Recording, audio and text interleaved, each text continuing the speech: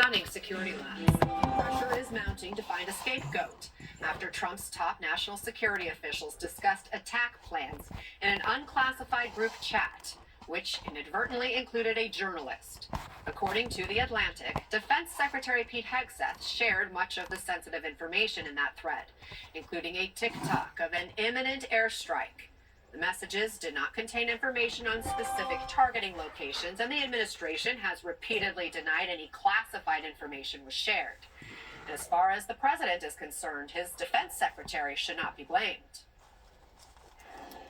Mike Waltz, I guess he said he claimed responsibility, I would imagine. Had nothing to do with anyone else. It was Mike, I guess. I don't know. I was told it was Mike. He took responsibility for it. Hegseth is doing a great job. He had nothing to do with this. Hegseth. How do you bring Hegseth into it? He had nothing to do. So consider this. Past guidance from the ODNI says information providing advance warning that the U.S. or its allies are preparing an attack should be top secret. Now, a growing number of Republicans in Congress seem to agree, splitting with the White House and saying the signal messages contained classified information. Joining us now from Washington, NBC News White House correspondent Aaron Gilchrist and NBC News Chief Capitol Hill correspondent Ryan Nobles. Also with us, former FBI Senior Intelligence Advisor and former CIA Counterterrorist Center Deputy Director Philip Mudd, and former Deputy General Counsel at the FBI, former DOJ official Greg Brower. Aaron, we mentioned there's this growing push for a scapegoat. Even some of the president's allies are expressing criticism. Will anyone face disciplinary action for this? Well, that's the question we've been asking. The White House press secretary was asked yesterday if she could say definitively that no one would lose their job over this, and she didn't say yes or no to that. She just said that the president has confidence in his national security team, something we've heard her say over and over again. At the same time, as you noted, there is this push, obviously from Democrats on Capitol Hill, to have someone held accountable, and there are also Republican operatives, people who have spoken to NBC News, who were former advisors to President Trump, who say that there is a need for somebody to be held accountable, that there needs to be a fall guy in this incident, and who that person might be is sort of up in the air. But the suggestions have been that Secretary Hegseth or the National Security Advisor Mike Waltz might be one of the two people who most likely should be held accountable and lose their jobs as a result of this. I do want you to hear, though, what we're hearing from the administration, from officials in the administration just this morning about this whole incident. Listen to this. We have never denied that this was a mistake, and the National Security Advisor took responsibility for that. And we have said we are making changes. We are looking into the matter to ensure it can never happen again. It was sensitive information, not classified, and inadvertently released. And what we should be talking about is it was a very successful mission. And that is the narrative that the administration has adopted, that it was a successful mission, that no classified information was released, and at this point there's no indication that the president is looking to fire anybody. Yeah, President Trump is saying it's all on his national security advisor, Mike Waltz. He's to blame. He's standing by him at this point. But a lot of Democrats are pointing the finger at Defense Secretary Hegseth. Ryan, how are lawmakers reacting? Tell us more about that, and what are they prepared to do?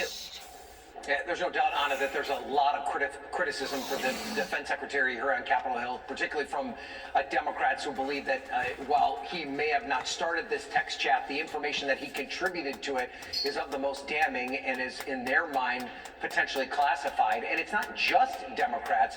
I wouldn't say by any stretch of the imagination that Republicans are screaming about this, but they are subtly suggesting that there was a lot of bad decisions that were made in this process. And they're also speaking with actions. The chair of the Armed Services Committee, Roger Wicker, expected this morning to send a formal letter to the administration asking for the Inspector General to investigate this situation. And Wicker himself and some other Republicans also believe the information was classified. Listen to what they say. The information, as published recently, appears to me to be of such a sensitive nature that, based on my knowledge, I would have wanted it classified. You certainly wouldn't want the details known and this form of communication allowed that to happen. It was the putting the classified information in there that was wrong, and I think that's more of the secretary's. That's what secretary did wrong there, and he should have known better. And I point to Wicker's comments on this, where he says, based on my knowledge, this would be classified. This is a veteran of the Senate Armed Services Committee, somebody that's been around classified information for a long time. If anyone has the ability to assess what is and is not classified information, it would be Roger Wicker. Furthermore, Democrats are taking it even a step further, suggesting that Pete Hegseth is just not being honest about this. Listen to what Tammy Duckworth, who is a member of the Armed Services Committee, a veteran herself, this is what she said about Hegseth's action. She said that Pete Hegseth is a effing liar. This is so clearly classified info. He recklessly leaked that could have gotten our pilots killed. He needs to resign in disgrace immediately. Many growing calls amongst Democrats for Hegseth to resign. It's very unlikely that he would heed those calls, but it's just an example of what things are like here on Capitol Hill and how both Republicans and Democrats are still demanding answers. Lawmakers clearly not mincing words, especially Senator Duckworth there with that expletive. Posted an official statement on her Senate website. Ryan Nobles and Aaron Gilchrist, thank you both for the reporting. Secretary Hegseth has been on an overseas trip during all of this, and a reminder that this is what he put in that chat, according to screenshots published by The Atlantic. He gave specific times of strikes, listed the specific aircraft and weapons that would be used. F-18s, drones, Tomahawks. He even said, in all caps, this is when the first bombs will definitely drop. Now, listen to his defense yesterday. There's no units, no locations, no routes, no flight paths, no sources, no methods, no classified information. Phil, what do you make of the distinction he's trying to make there in his own defense? That's a joke. Look, let me give you a shortcut to understanding classified information, because the debate over the past few days for a national security professional is amateurish. You can go to technical definitions on it, or you can go straight to the chase, which is, if that information is released in advance of the strike, does the adversary have an advantage? If you tell the Houthis, for example, if that information were released again in advance of the strike, that there will be a strike, they can scatter. They can prepare for the strike. So instead of all the inside the beltway definitions of what's classified, what's top secret, go to a layman's definition. If the adversary learns something, it should not be on signal. We shouldn't even be having this conversation. That's not only classified, that's top secret. End of story. But yet Greg Hegseth and others in that chat have flat out denied there was classified information in these texts. Here's the president yesterday, kind of hedging on that. Watch. Do you still believe nothing classified was shared? Well, that's what I've heard. I don't know. I'm not sure. You'll have to ask the various people involved. I really don't know. Greg, shouldn't he know at this point? A massive controversy involving his VP, his top national security officials, and he's not in the know? Well, Anna, my advice to all those concerned would be to stop talking about this. And the president really needs to demand answers by way of an independent investigation. I think congressional Republicans are moving in the right direction in that regard, with Senator Wicker and Senator Reid calling for the DOD IG to do an investigation. That really needs to happen to get to the bottom of this. In the meantime, the reaction has been bizarre, frankly. It's ranged from it wasn't me to it wasn't classified to blaming the reporter, none of which makes sense. And I think increasingly the American people, as evidenced by bipartisan members of Congress, just aren't buying this, and we need answers. And I think an independent investigation is the only logical thing to do at this point. So let me just follow up on that with you, Greg, because yes, Senator Wicker, the Republican chair of the Armed Services Committee, is calling for a DOD Inspector General investigation. But we know the president fired over a dozen IGs, including the Pentagon. So how is that supposed to work now? Well, all of the IGs are still up and running, even with acting inspectors general in place. And it's really up to Congress, for whom the IGs essentially work, to make sure that the IG tasked with doing this investigation, like any investigation, is up to the task and is prepared to do an unbiased independent review Congress is the best gauge of whether that is happening and whether the investigative report is truly independent and gets to the bottom of it. So I think the process needs to play out, but members of Congress in a bipartisan way need to take the IG to task, make sure that the IG is not interfered with in any way and has the ability to do an independent investigation. And then frankly, the details will be scrutinized and we'll all be able to decide whether it was an independent investigation, whether it delivers answers, and then it's up to the president to make the right decision in terms of what should happen as a result. Phil, President Trump also said whatever happens next on this, quote, isn't really an FBI thing. And thinking back to other classified documents types investigations, normally wouldn't there be an FBI role in a probe like this? What should happen next in a case based on your experience? What could happen is what's called a referral. Somebody refers it over to the Department of Justice and the FBI for investigation. I personally do not believe that should happen. I don't believe anybody should be fired. The story here is not the leak. Something happened because people were lazy, and I can explain why if you'd like. After they were lazy, it's the cover-up that counts. That is, somebody should have just said, I'm sorry. Government systems are cumbersome. We tried to use something easier, and we made a mistake. If Pam Bondi is wrong in saying this is not classified, it is, but the Department of Justice shouldn't be investigating. What are they going to say? Somebody was lazy.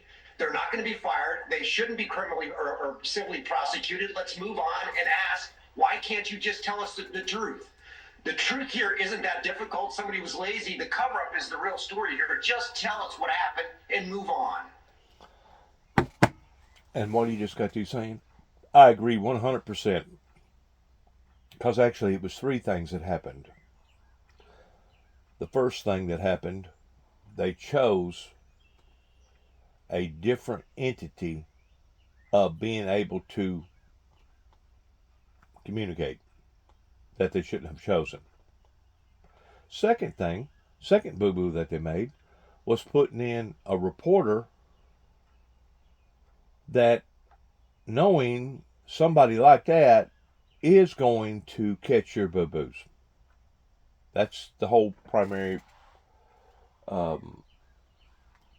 purposes for living in a democracy state or a democracy country, is that whenever our government does make boo-boos, it doesn't matter if it's Ford with their wheelbases not being wide enough on your Ford Explorers, or the tires that was blowing out that was causing massive rollovers. There's a reason for checks and balances. And the third boo-boo was whenever they are now covering it up, which actually was a bigger boo-boo than boo-boo number one and boo-boo number two. So they've actually made three boo-boos. Our United States government has made three boo-boos. And just like the guy said, what they need to do is basically come clean. It's the same way with that investigation that I went through out in Mount Carmel, Waco, Texas. There was many boo-boos that happened, and those boo-boos never come out. And if they did, it could have had a different gravity upon how some idiot or some barbarian person like David Koresh or Nichols would have looked at things differently by saying, you know what, well, at least they did admit to their boo-boos. Whenever little children in kindergarten or preschool or whatever, whenever they look at one another and they point their finger and say, nanny, nanny, boo-boo, nanny, nanny, boo-boo, that's exactly what that means. You have gotten caught. Nanny, nanny, boo-boo. And I still believe that if the government would have responded with the ordeal down in Mount Carmel, Waco, Texas, properly, even after the boo-boo, maybe the end results wouldn't have been what they was regarding the Oklahoma bombing. There's proper protocols and everything. People think the word protocol is government related. Protocol is whenever a doctor gets ready to operate on his patient and they don't go through proper procedures in preparing that patient for that operation. Protocol is getting ready to paint a car all over in a body shop and not sanding it down and masking it off and putting the proper type of chemicals or paint or primers or whatever that you're going to be using on the automobile to turn out an excellent paint job. There is protocols in making a hamburger. There is protocols in being able to live a decent, long living life towards being healthy. Everything has protocols. And the protocol was broken pertaining to the Oklahoma ordeal because their investigators, their detectives, was not open with the citizens. I know for a fact because I talked to one of the investigators himself that went down there within 48 hours after the Oklahoma bombing happened, and they stayed down there for almost a month, 3 different ones, working independently. That way they couldn't have checked on each other's paperwork towards what each other was talking about or looking at, and ultimately, in the end, they all had the same findings, which was that they didn't believe that it was just one explosion over here. They didn't believe it was just 2 explosions over here, but they actually felt like that it was 3 explosions because of the damage that had been done. Now, whenever you have 3 different opinions and they all line up together like that, guess what? There's more to the Oklahoma bombing other than a Ryder truck filled full of cow manure that they didn't reveal properly to the people. And it took somebody like me to go in there and shake them up to say, look here, there's no way that done that. And I still base my findings off of the facts that I think somebody during Janet Reno's administration, Bill Clinton's administration, after about the 40th day of the standoff down there, had gotten tired of the standoff because it was taking over the headlines, and basically said, you know what, let's change the positioning on this and let's go from a rescue mission to a doomsday mission. And at that point in time, there was actually plots and plans to actually kill every human being down in Mount Carmel, Waco, Texas, way before the 51-day actual towering inferno of burning in people to death. Once more, whenever you have a government or a group of people, don't matter if it's a government or a person, that you don't look at all the facts, then you're just basically out there. This time, the government got lucky.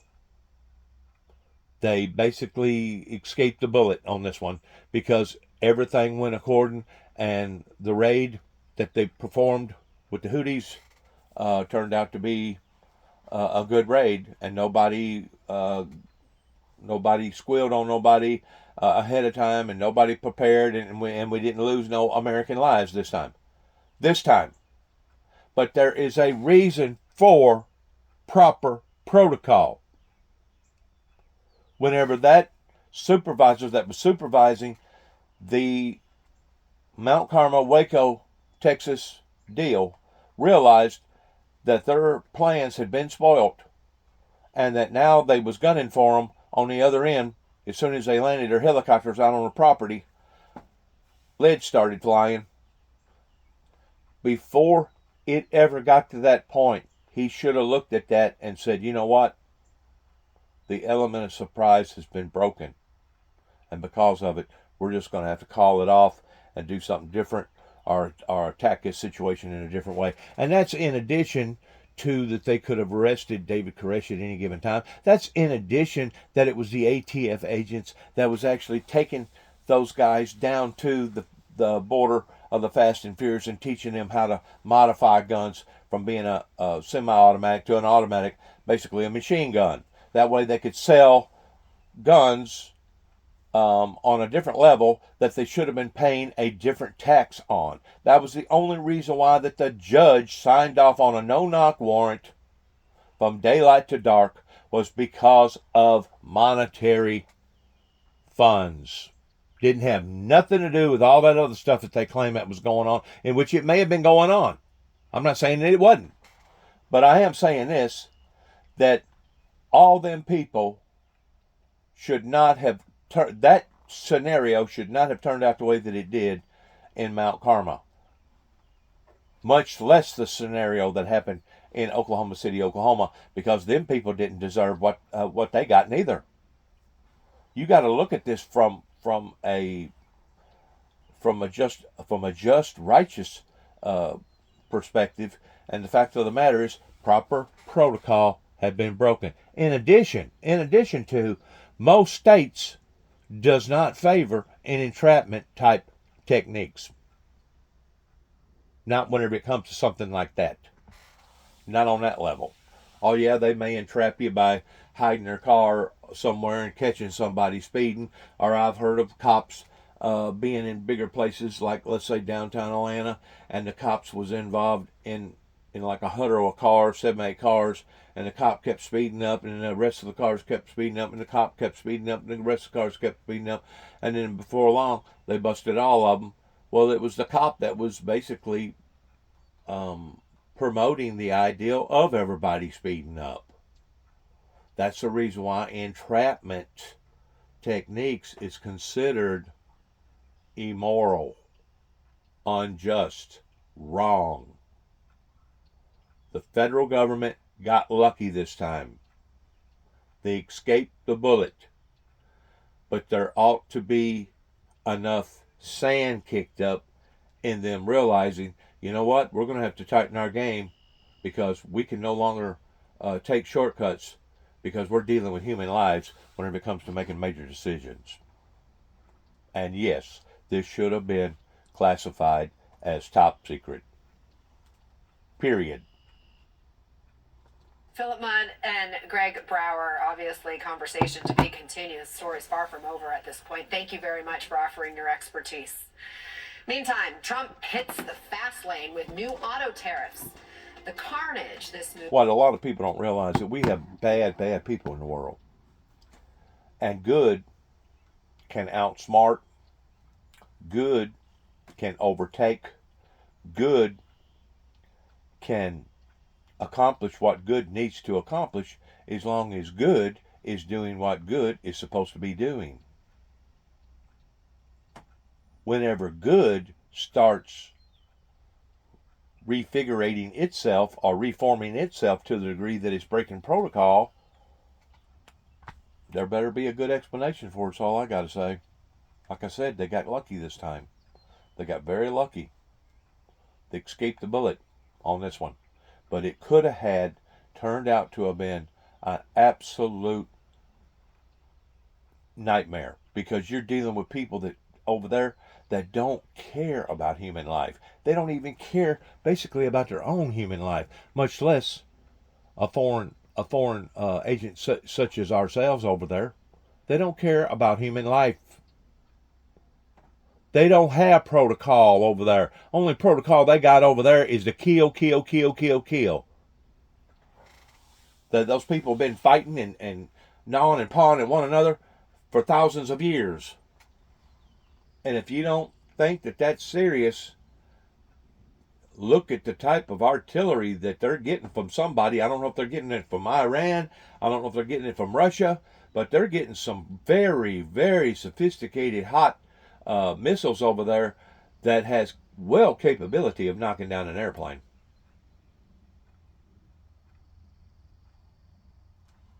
Much less anything else.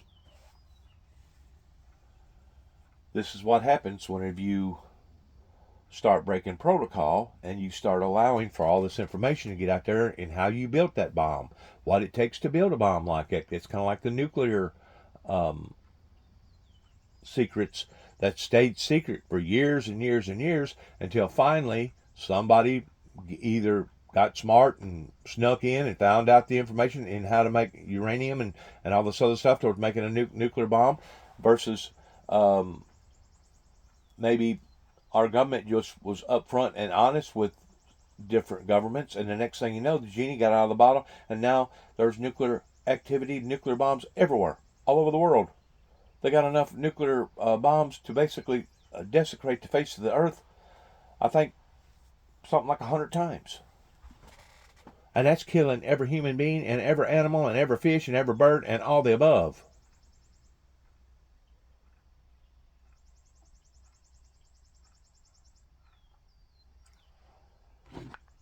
Whenever people start acting like amateurs, whenever it comes to these very sensitive cases in human life activity, regardless whether it be something big, like the Pentagon, like the CIA, or something small, like a smaller detective group or investigating group that knows that certain people are doing things that they shouldn't be doing,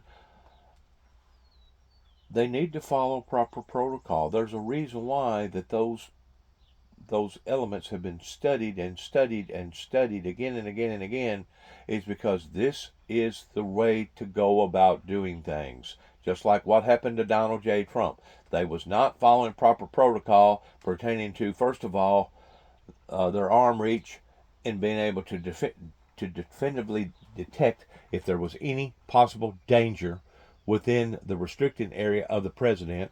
Number two, they was not following proper protocol in a big audience like that with somebody, a diplomat that big, that should have had some sort of protected glass around him. They broke all kinds of protocols, Homeland Security did, that allowed for the president to almost get killed.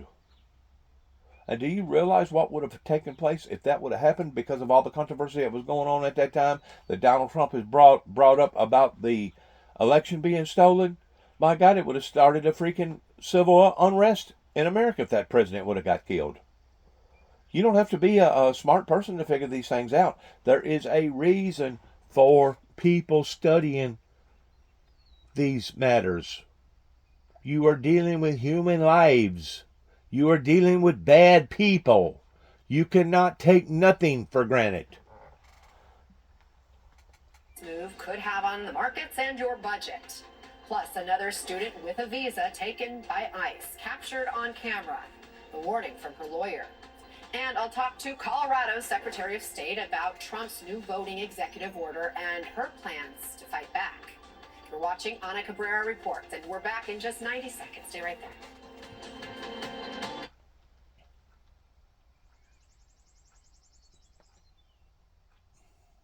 Like our neighbors to the north in South Canada and Mexico, even if car parts are coming in from the U.S., they'll then send it over to the border to get it assembled and send it back down. So some examples of vehicles that maybe are household names that you don't realize are actually in part assembled in Mexico and Canada. Things like the Chevy Silverado, the Dodge Ram, the Honda CR-V. So these are cars that are very much household names that could get a lot more expensive. As you recall, when we were talking about the auto tariffs that Trump actually carved out an exemption for Canada and Mexico just a few weeks ago, there were estimates that could add up to $11,000 in cost to a single vehicle. That's really big cost for people that are trying to buy a car. Yeah, it's the consumer that then gets the big hit. Yep. Now, there is one company here in the U.S. that appears may not take as big of a hit as others, and that's Elon Musk's Tesla, yeah. right? Explain. Yeah, well, I mean, Tesla does a lot of manufacturing in the United States. So, yes, they have markets around the world, but when you talk about domestic manufacturing, they have a massive plant in Nevada. There's another gigafactory is what they call it in Texas, and they also assemble vehicles in Fremont, California as well. So there are some estimates that car parts, as far as the percentage of a Tesla vehicle that is assembled in North America, is something like 70-80%, depending on what vehicle that you're looking at. But again, when it comes to just the overall picture, Tesla is going to be one of those manufacturers that might not be as hit as much by these tariffs, whereas American manufacturers like GM, Stellantis, which includes Jeep, as well as GM, these would be the really big companies that would be hit. That's the reason why the stock prices for all of those companies are down right now. Although I want to point out, for separate reasons, Tesla stock has also not had a very good 2025 as far. Okay, well, Brian, thanks for being on top of it all for us. We appreciate you explaining it. And some more breaking news now. The Department of Health and Human Services is slashing 10,000 jobs. And combined with another 10,000 employees who took a buyout option, this will be about a quarter of the workforce gone. This includes 3,500 employees at the FDA, 2,400 at the CDC, 1,200 at the NIH. The White House calls this a restructuring and says critical services will not be impacted. Next on Ana Cabrera Reports, taken off the street by masked agents. Another graduate student with a valid... We're going to go forward here. Let's go forward. Let's go forward. go forward. Commons of a university exercising their free speech. Now, if there is more to this, the department needs to be more transparent, but clearly the sort of use of the immigration system, political stunts and retaliatory acts is happening. That is now the reality in which we live in, and we need to push back on the White House continuing down this path. There is plenty of work for federal law enforcement to be focused on going after drugs, gang activity, China, Russia, etc. Sort of going after peaceful protesters and folks, using their free speech from universities is absurd. Yesterday, DHS Secretary Kristi Noem toured that El Salvador prison where the Trump administration sent Venezuelan migrants that they allege are gang members. The administration wants the optics here. What are your thoughts about the secretary's visit to this prison in El Salvador? One, the sort of outsourcing of our criminal justice and immigration system to a regime like the El Salvadorian government is beneath us. This doesn't create more capacity for ICE or Customs and Border or federal law enforcement to do their job. Actually, quite frankly, it creates a chilling effect across our country in the fact that somehow we are endorsing sort of moving non-violent, non-criminal migrants and asylum seekers and outsourcing that to these very cruel detention facilities in El Salvador. Well, maybe that chilling effect is the point. Yeah, absolutely. So as you see, quite frankly, in the last 2 months, violent criminal arrests by the Department of Homeland Security are down. Removals for folks that have final orders of removal within the immigration system are down. What we see them is sort of, instead of focusing on that work, what you see is these political stunts, and it is not helpful. Jason Hauser, appreciate you joining us. Thanks so much. Meantime, Attorney General Pam Bondi says the FBI arrested a top leader of the MS-13 gang today in Virginia. Authorities did not identify the individual, citing operational security. Bondi says he is a top 3 leader of the gang from El Salvador, calling him one of the worst of the worst. Here's FBI Director Kash Patel. This is what happens when you let good cops be cops. And we're going to continue to let good cops be cops across this country. If you are here illegally, you will not be here any longer. And if you are going to continue to commit acts of violent crime, you will meet the same fate that this individual did this morning.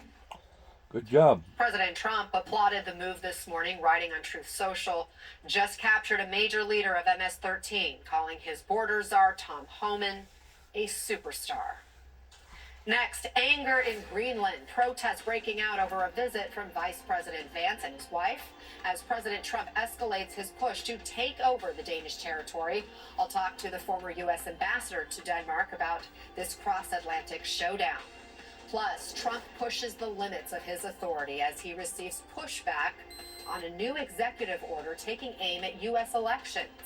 How it could impact millions of Americans.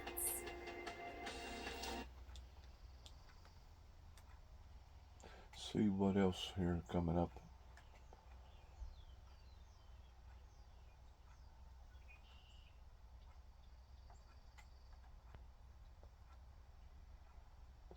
"150 miles south of the Arctic Circle in Greenland, as Vice President J.D. Vance leads a U.S. delegation." What did she say? 150 miles south of the... A metaphorical cold shoulder just around 150 miles south of the Arctic Circle in Greenland, as Vice President J.D. Vance leads a U.S. delegation to the Danish territory on Friday. The trip was originally... They're way up there then, ain't they? The trip was originally supposed to be a cultural visit for the Second Lady, before taking a national security focus, with the Danish Prime Minister accusing the Trump administration of putting unacceptable pressure on them. President Trump has been very vocal about his desire for the Arctic island, while Vice President Vance has been saying this.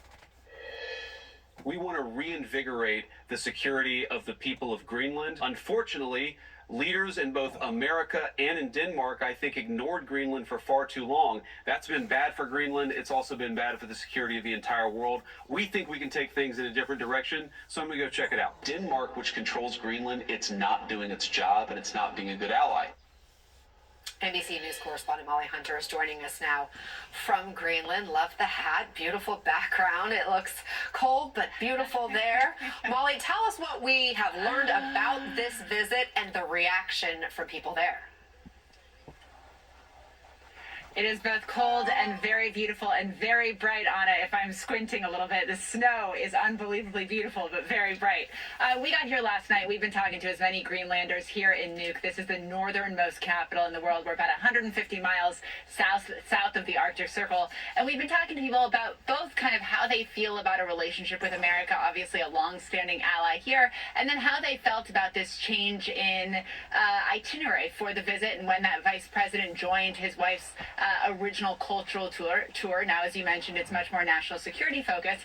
But the people we've been talking to today, they like America. They like their long-standing relationship with America. They want and they are eager for more American investment. And they also want American tourists to sign up and come. Earlier today, we spoke with Anders Larsen. He's the founder and CEO of Nuuk Water Taxi. Anna, take a listen to what he had to say. How do you feel about America? It's kind of big picture, longtime ally, of course. Yeah. A little disappointed, actually, because we've always looked at America like the nice big brother to help you out, and now it's like the big brother's bullying you. So that's kind of how it feels. There's a sense on it from the people that we've spoken with that the visit, when Second Lady Usha Vance was going to come to Nuuk, that it felt provocative, that it felt aggressive, and that it didn't feel collaborative with the Greenlanders who lived here. We also asked Anders what it felt like when that itinerary changed. Take a listen. What did it feel like when they pulled out? Relief, I think. A lot of people, the shoulders could let go. Mm-hmm. So, yeah. Everyone here feels a terrific sense of relief. We also talked to people about what they felt about this visit going ahead to the space base. And I should say this is a long-standing, last 75 years. The U.S. military has had a huge presence in the Northwest, very remote of this country. And everyone here feels like that is an appropriate visit for the vice president and his wife to be making. What felt inappropriate was coming here and making a big kind of cultural scene about it. And certainly had they come here, Anna, I can tell you there would have been no American flags in the streets, no big welcome kind of, and certainly not a lot of photo ops with welcoming or happy locals to see them here. Anna? Yeah, and as we just showed during your live shot there, Molly, there's also the Energy Secretary and Mike Waltz, the National Security Advisor, who are supposed to be part of the U.S. delegation on this trip as well.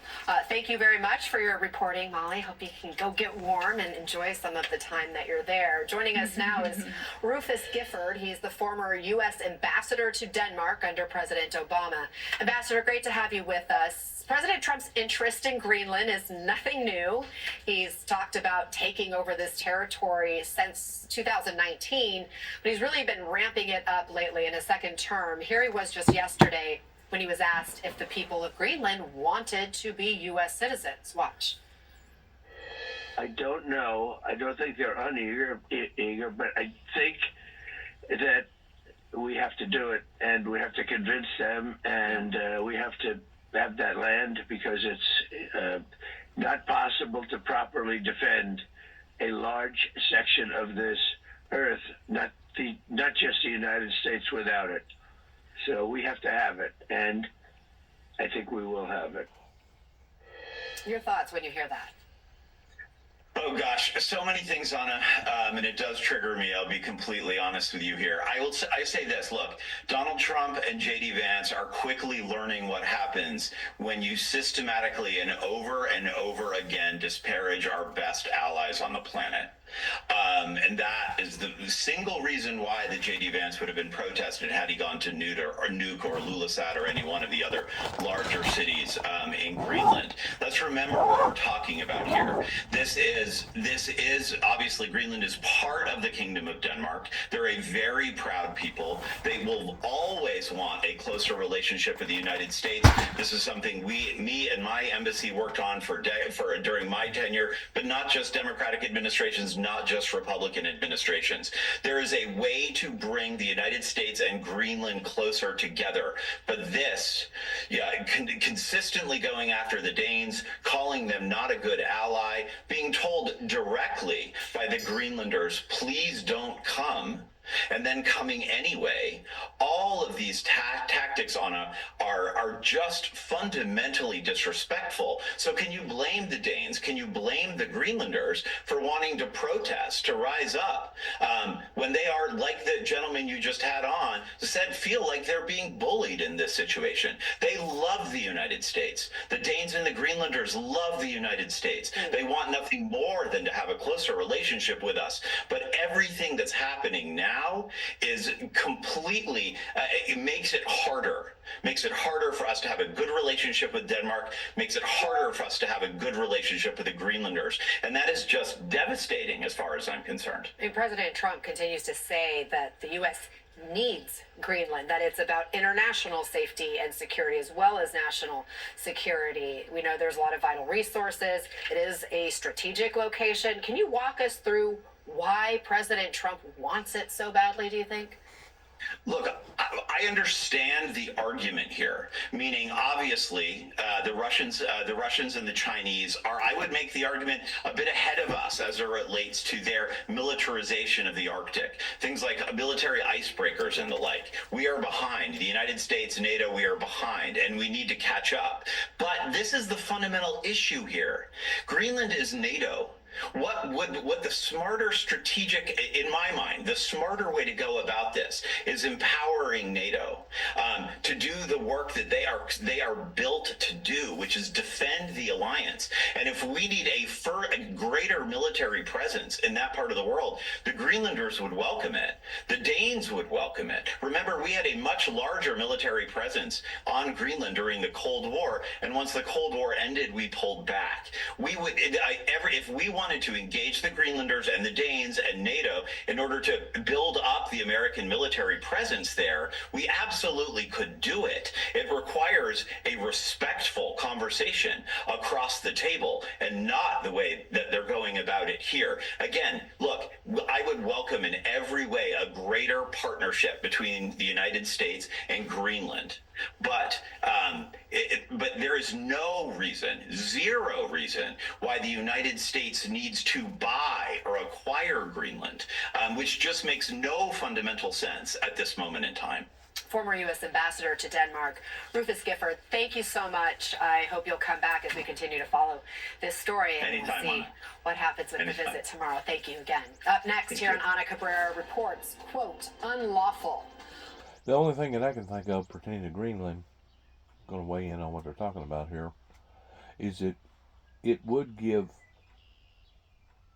on a national basis, a global basis, more of a guarantee that we would never have to worry about Greenland stabbing us in behind the back and siding either with Russia or China, etc., etc. In other words, we would have more of a guarantee that if things did ultimately go sour pertaining to a major world war, we could count on our military base being in the vicinity of the Greenland area to be able to take care and to protect the Greenlands. In other words, it would be good for both. Rather not a buyout is the answer to that. I don't know. Or an exchange towards saying, well, Greenland becomes 51 state. I don't know. I think that's a bit overreach myself. And besides that, you will be stepping on them people's integrity because they have obviously went through what they've went through all these years. And they're proud of who they are. They're proud of where they live. They're proud of what they do. If they wasn't proud of it, I'm pretty sure they would have done already left. Either that or they wouldn't be speaking well of their country. I can see it from a security standpoint that it would be a better thing if we had more of a secure thing for both. For both. but I can't see people. An overkill as far as do or die, Safety as is far as taking the whole country over by saying, well, now you're Americans instead of Greenlands. I can't see that myself. I may be looking at it wrong, but I mean, I realized from a security standpoint, because it was even Russia that was fomenting the idea towards actually starting another trading route up in or around in those areas, that we should have become very concerned with, even back around 2014, 20 and 15, somewhere around in there. There was a reason why that they was doing that, is because they knew that they was fixing to spill the beans, and that they was going to upset the apple cart, and because of it, that could very well be their only life source that they could rely upon, is by having a different trading route. I can understand the reason why that they was very concerned about that before they invaded or attacked the Ukrainian government illegally. But they already know that that was already in the mix. Spotlight on Capitol Hill as senators seek answers from the NTSB chairwoman about that fatal mid-air collision above the Potomac River that killed 67 people.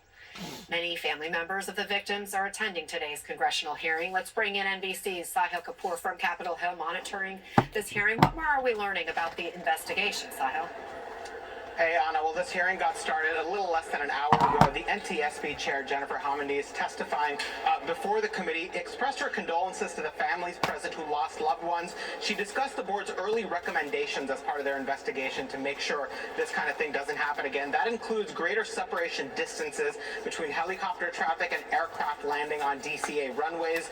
The report called the current procedure an intolerable risk to aviation safety. She also said they need to create alternate helicopter routes around that area without increasing workloads for air traffic controllers. She did say Transportation Secretary Sean Duffy has agreed to act on these recommendations swiftly, and said the report doesn't include analysis or probable cause, that will come later. Now, senators on this aviation subcommittee broadly agreed from both parties that this was a preventable tragedy. They agreed there was a lot of work to do in plugging aviation safety gaps, and they also talked about how this was somewhat foreseeable. Take a listen to what the ranking member of this committee, Tammy Duckworth, said.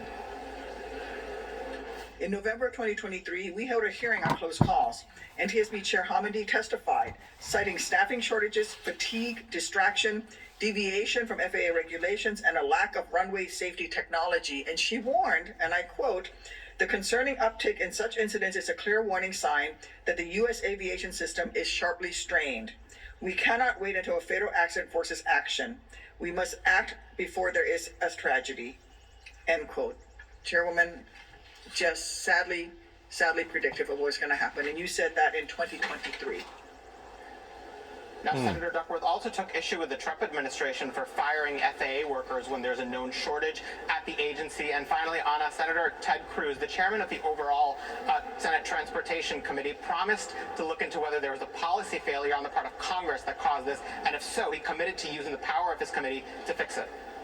Sahil Kapoor, thank you. And that does it for us today. I'm Ana Cabrera reporting from New York. Jose Diaz-Balart picks up our coverage next. In other words, they already know that the system was strained and that there was too many close calls, but they still went ahead and went with it anyway. Provided in that signal chat, specifically by Secretary of Defense Pete Hegseth, was in fact classified. And what we have to fall back on are the very DoD policies that govern classification of information.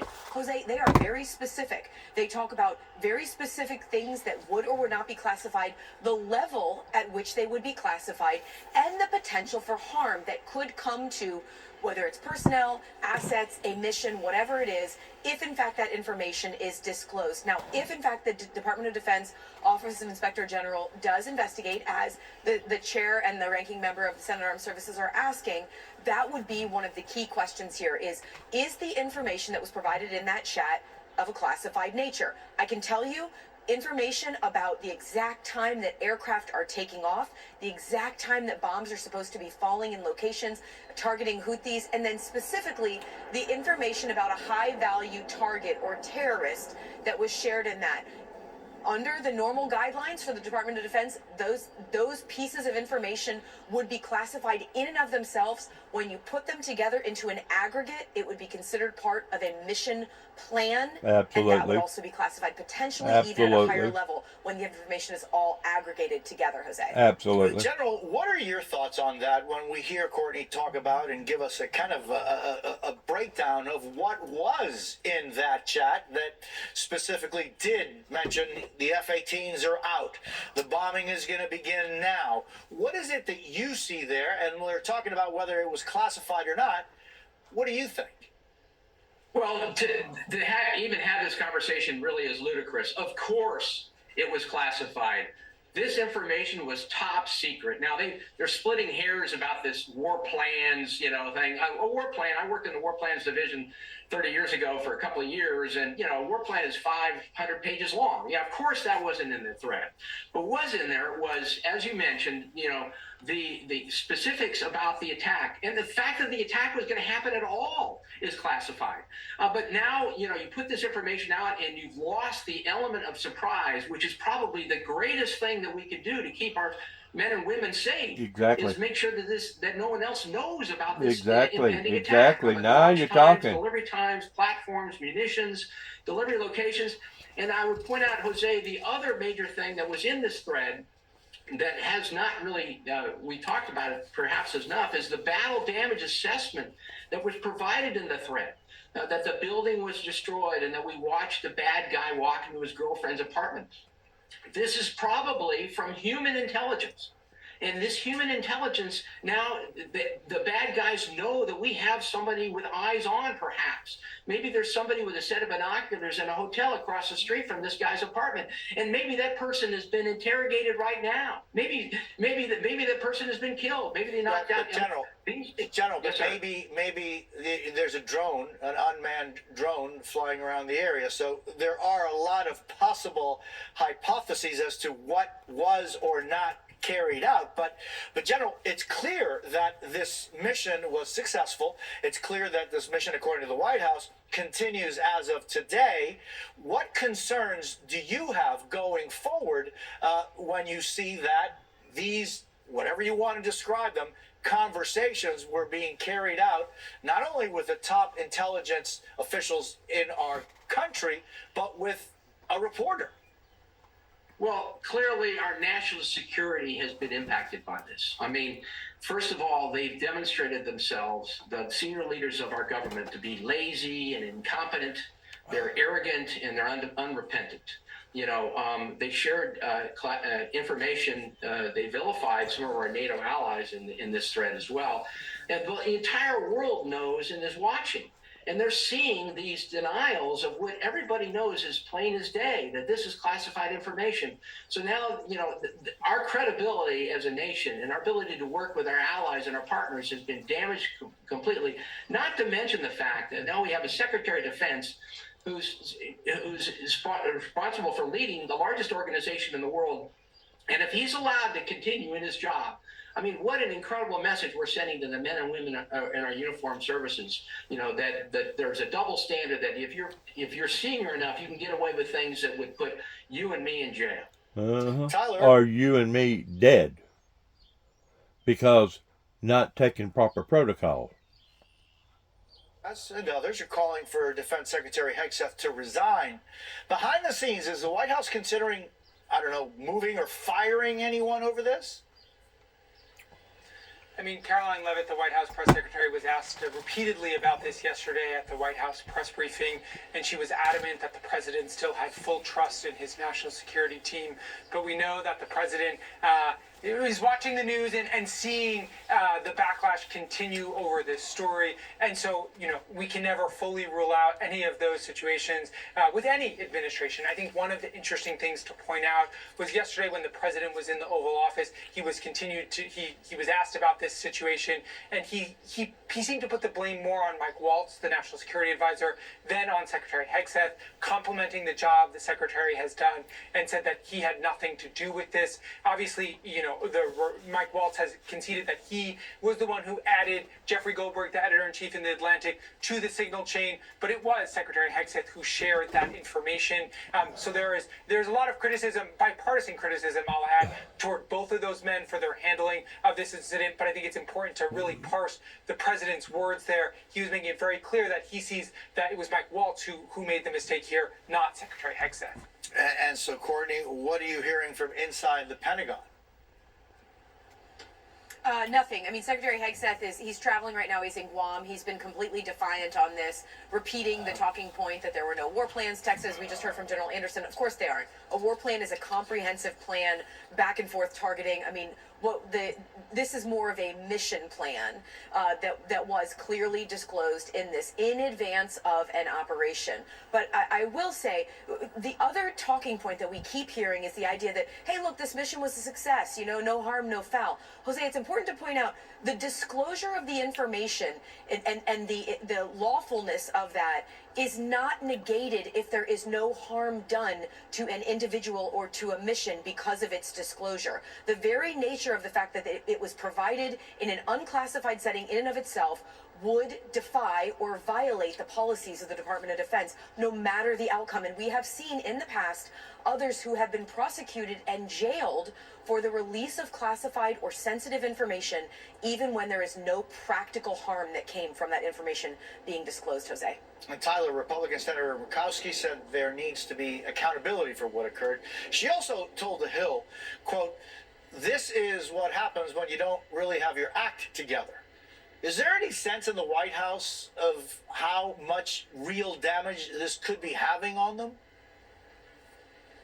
Yeah, look, I think as Courtney was just saying, the sort of defiance we've seen from Secretary Hegseth is the same defiance we've seen from the White House up and down the chain, from President Trump, Vice President Vance, to senior aides in the White House, and what we heard from Caroline Leavitt yesterday. I think the fact that this story has continued now into day 3, they know that this is a problem. This is not something that they're thrilled about having to deal with. We saw the president try to distract from this, announcing his tariffs yesterday, adding that event to his schedule late in the day. They want to change the subject here, but it's clear this is one of the rare incidents in the early months of this Trump administration where there's been some real bipartisan concern. Now, we don't see, full-fledged criticism, and the president's allies and the sort of ecosystem that he exists in have fought back pretty aggressively against Jeffrey Goldberg in The Atlantic, but it is clear that there is real concern from across the political spectrum, including from some of the president's supporters. General, the New York Times points out, quote, President Trump said that he was ultimately not concerned about the leak, insisting that there was no harm done because the attack was unbelievably successful. But few details have been released. What questions do you still have about this campaign and the possibility that something could have gone wrong because of this? Well, it's based upon the analogy of a stitch in time saves 9. And whenever the people that's in charge of these matters start independently breaking protocol by using convenient apps that they shouldn't have been using, then is whenever you start questioning the safety value in them breaking the proper protocol. A stitch in time saves 9. Whenever you're no longer putting that stitch in time to save the other 9, there's question of whether or not we're on the right path. May have escaped the bullet this time, metaphorically speaking, pertaining to nothing upsetting the apple cart. But that was this time. That was only this time. What if the next time there is severe complications or ramifications on account of? Good luck to each and every one of us. God bless America. God bless our troops. Can't say it enough. And heaven help us all in these strenuous times that we're in right now, because it seems like every little thing that anybody even so much as whispers gets multiplied 1,000 times, and now everybody knows what everybody is either doing or thinking or talking about. We're definitely living in a completely different era today than what we was going back as little as 10, 15, 20 years ago. Pretending all the social media and pretending all the eyes and ears that's now on everything. God bless America. God bless our troops. God bless our endeavors. And shalom.